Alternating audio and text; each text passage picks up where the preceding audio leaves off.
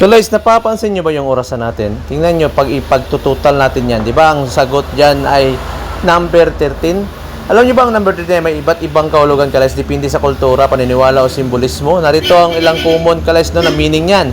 Sa ibang kultura dyan ay tinatawag yan na malas. No? Sa maraming bansa, ang 13 ay tinuturing na malas.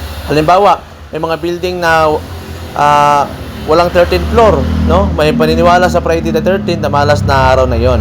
Sa ibang paniniwala naman, swerte yung 13. Sa ibang tao naman, ang 13 ay simbolo ng bagong simula, pagbabago, at transformation.